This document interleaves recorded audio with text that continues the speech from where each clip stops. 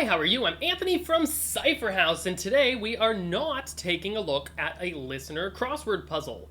Kind of. We are taking a look at a listener puzzle, but this one is not a crossword puzzle, it's a cross number puzzle, so pay no attention to how it's titled.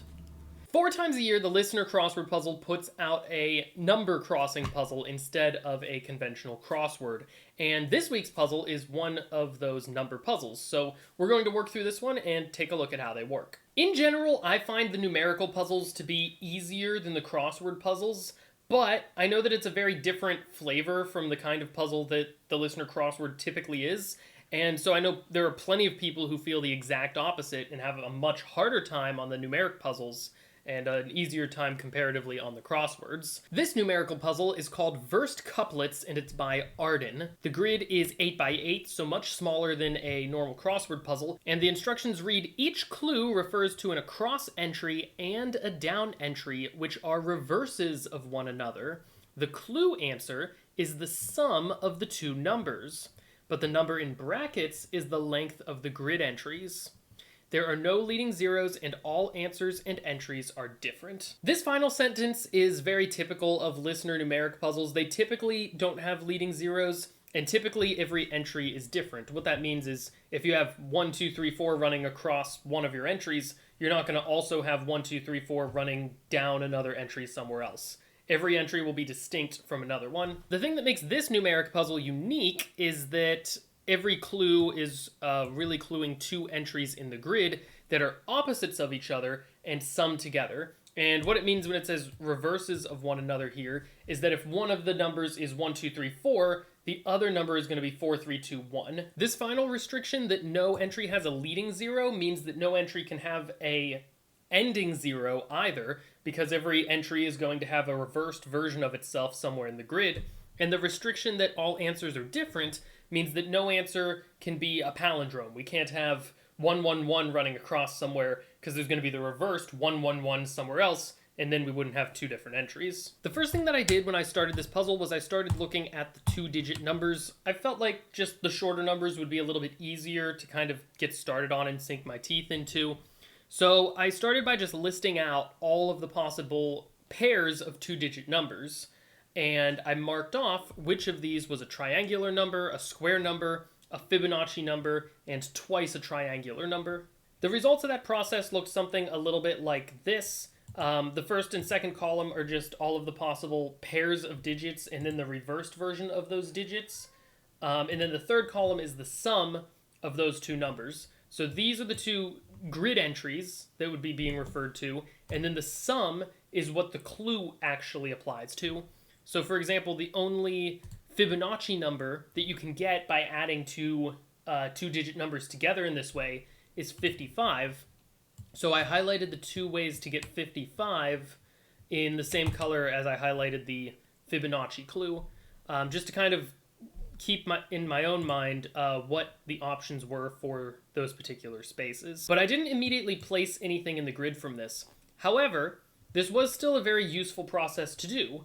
One thing that you might notice by looking down the column of sums is we have things like 33, 44, 55, 66, 110.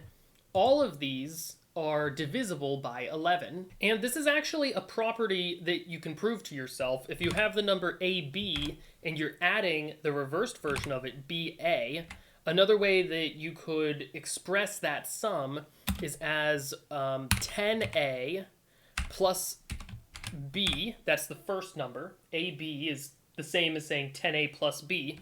And then when you add the second number, that's 10B plus A. And so the resulting sum is 11, and that's times the sum of the 2 digits, AB. So for any 2-digit number, AB, when you add its reverse, BA, you get 11 times the sum of those 2 digits. But what was more useful was when I started doing this for the 3 and 4-digit numbers as well. Take, for example, the 3-digit number ABC, and when you add that to its reversed version, CBA. If we do the same process that we did in the 2-digit case, this time we get 100A plus 10B plus C, that's the first number, plus 100C plus 10B plus A. And so if you combine all of those digits together a little bit, you get 101 times the sum of A and C, so the first and last digits, and then you add 20 times the second digit, digit B. I'll spare you the derivations for the 4 and the 5-digit sums, but they look something like this. What's interesting is that the 4-digit sum, any 4-digit number added to its reverse, is still divisible by 11. The 5-digit sum is here as well, and you can get either of these by doing the same process that we did above. Fun fact, I've had these derivations up on my whiteboard for a little while now. Now, the next two clues that I want to consider are these two here that I'm going to color red. It's really just one clue. We're told that 10 across and 19 down is 2/3 the sum of 23 across and 6 down. Both of these are 3-digit sums. So keeping in mind this 3-digit equation that I derived earlier, in order to find all 3-digit sums, we don't actually have to list out all possible 3-digit numbers and add them to their reverses, although we could do that. Instead, it's a little bit easier to just write down all possible sums of A and C, given that they're both single-digit numbers between 1 and 9, and also list all possible values for B. When we do that, we get a table like this one. On the left-hand column is the sum of the first and last digits, whereas along the top row here, that's the middle digit of the number.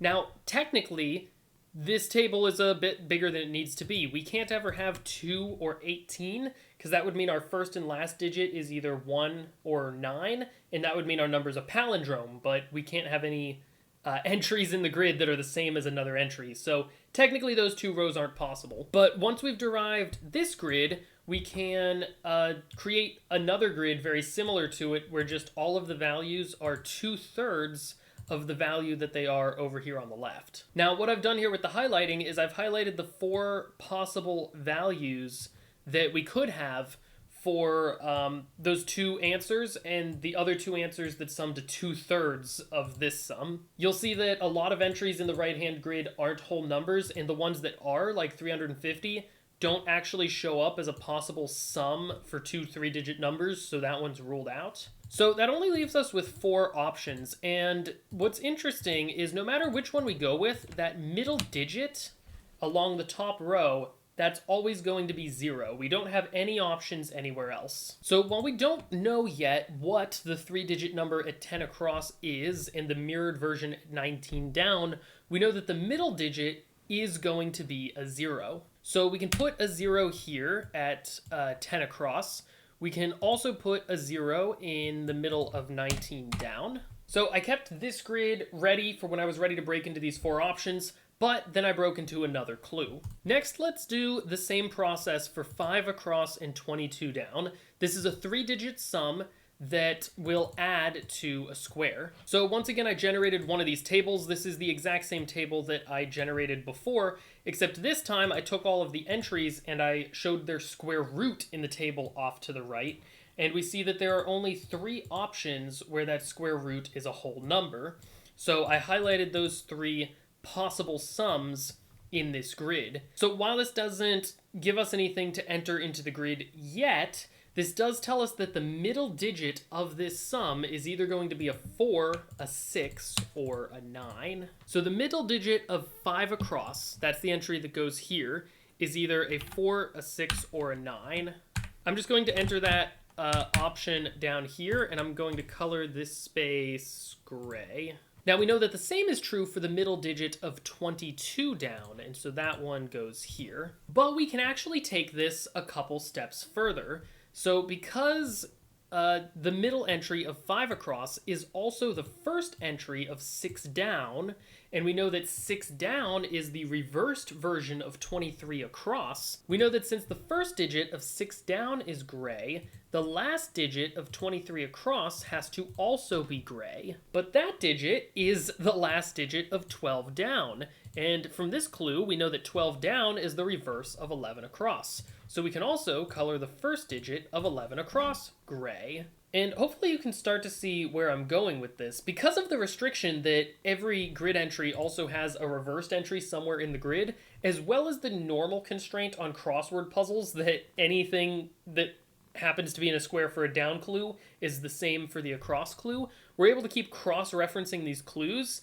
and we find that anytime we get one number into the grid, we actually get a bunch of numbers into the grid. Once we follow that complete chain of similar clues around the grid, we find that these 8 spaces are all going to be the same. We still don't know yet if that number is a 4, a 6, or a 9, but we know that they all have to be the same thing just based on the rules of how the grid works. Next, I'm going to simplify one of the clues. 8 across plus 2 down is a multiple of 15 across plus 25 down. That was one of our 2-digit numbers from earlier, and it's a square. And we saw earlier that the only square that you can get by summing two 2-digit numbers together in this way is the number 121. So we can simplify this clue, this 8 across plus 2 down clue, to being a multiple of 121. Now you might be able to guess where I'm going with this. This is another 3-digit sum, this multiple of 121.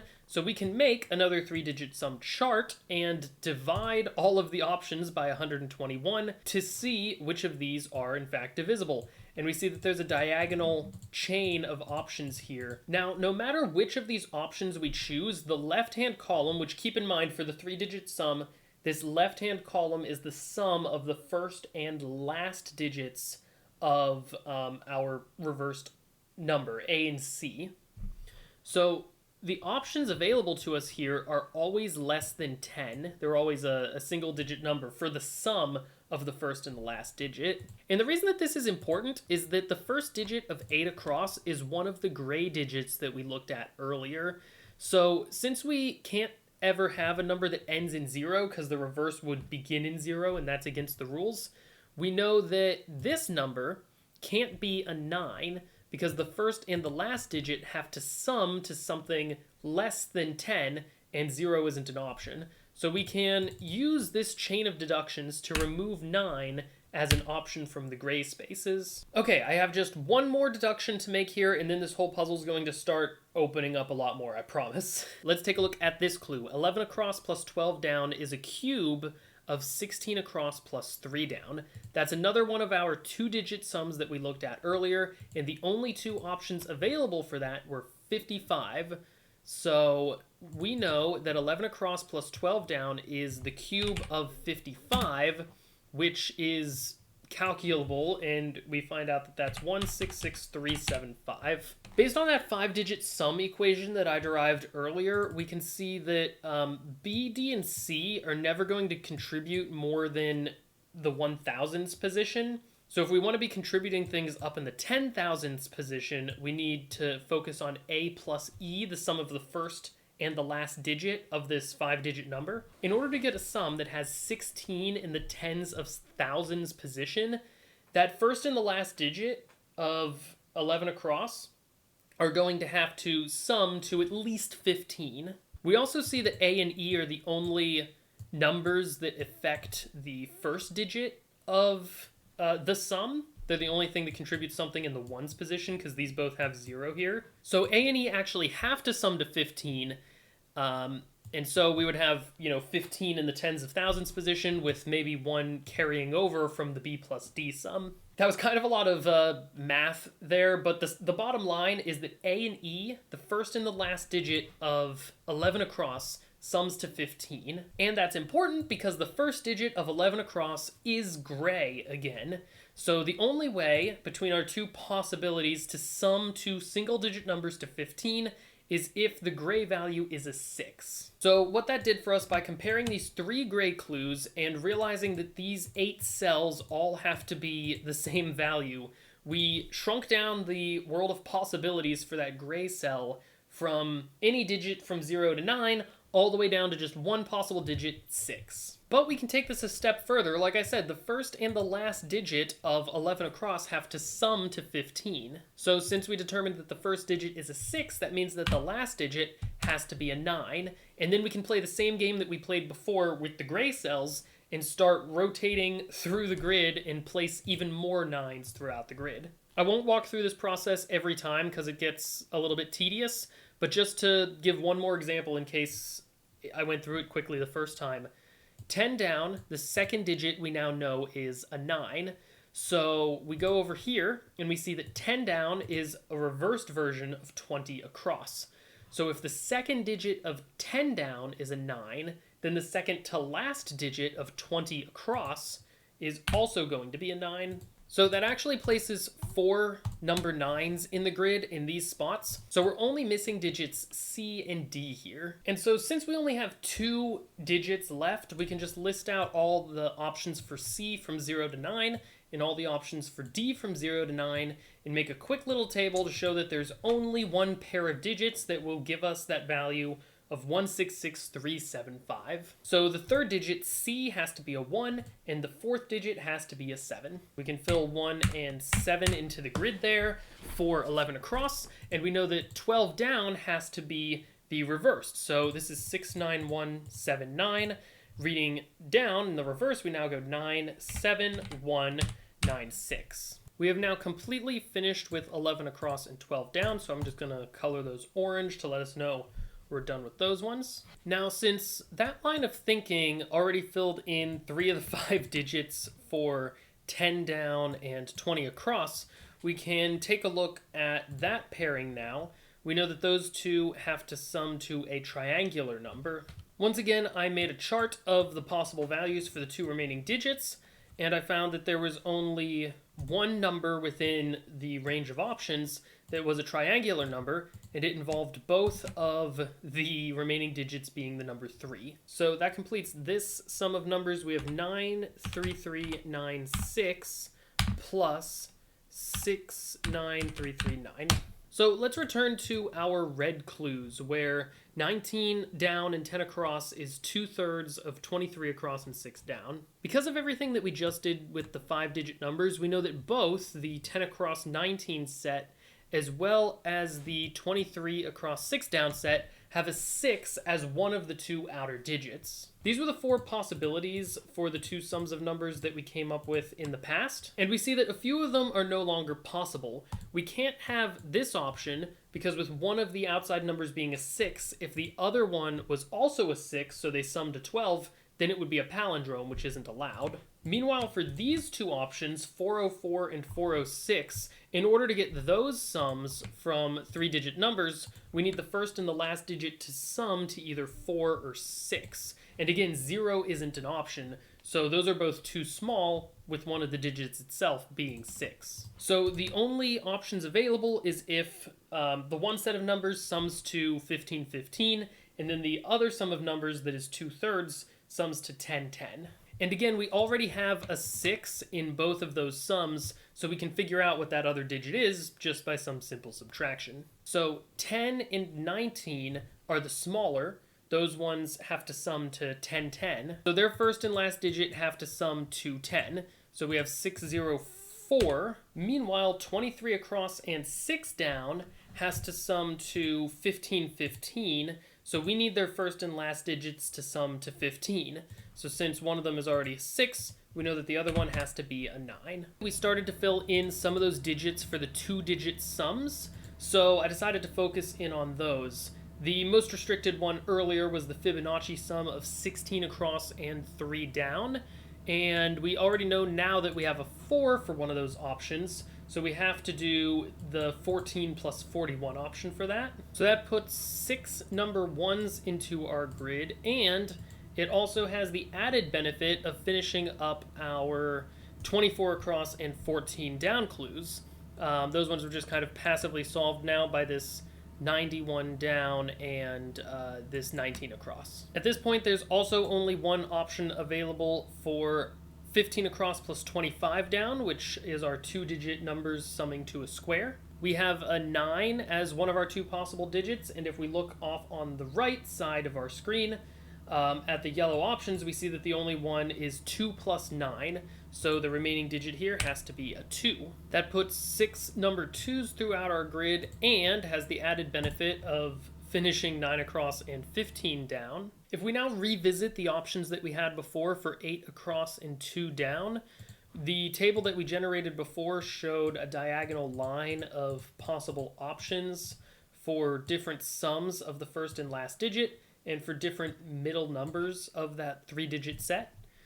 But now we know that 8 across starts and ends with a 6 and a 1. So that first and last digit sum to 7.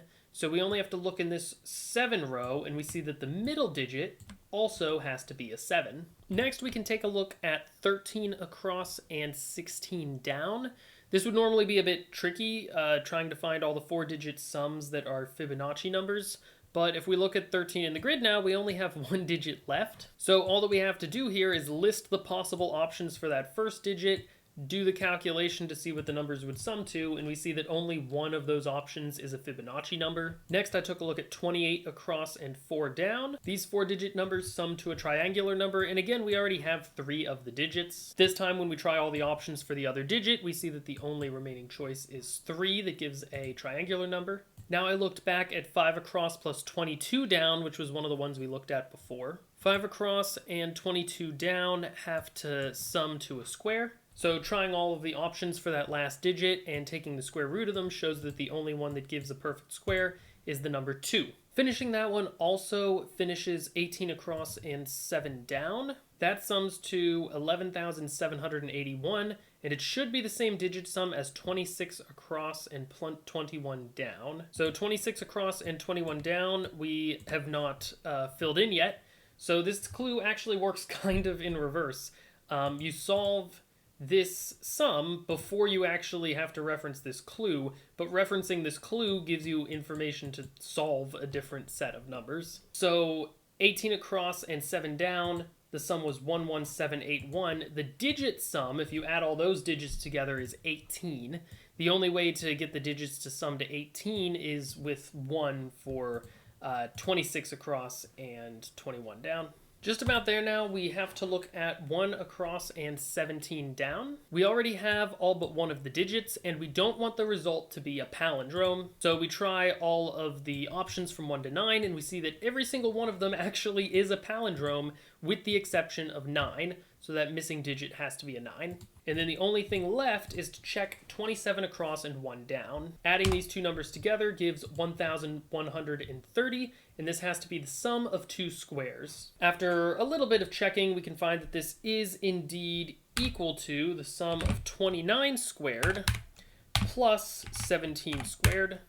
So with a bit of basic algebra and some spreadsheeting to kind of make some of the meticulous calculations go by a little bit faster, these number puzzles, in my opinion, are actually a lot easier than the average crossword puzzle from the listener. These aren't always just a vanilla fill in the grid with the numbers logic puzzle. Sometimes there is an end game, something to extract at the end of one of these numeric puzzles. Personally, I prefer that a lot better. I feel like it's a lot more fitting with the nature of the listener crossword puzzle. Like, if the listener ever just gave a vanilla cryptic crossword puzzle, I feel like most people really wouldn't like that. So the fact that they give vanilla numerics without any theming or endgame, I find to be a little bit strange, if I'm being honest. But having an endgame to work towards is just my own personal preference. What do you guys think about this puzzle? I kind of liked the swap the number reverse thing. It made the puzzle go by really quickly because once you got one entry, you really got 2 entries. So it was kind of like doing half the work. And yeah, it made for a pretty quick and easy solve for me. So let me know your thoughts about numeric listener puzzles down in the comments section below. I'll be back next week with another normal listener crossword puzzle. Until then, I hope that everybody has a great day, and as always, happy escaping. Bye!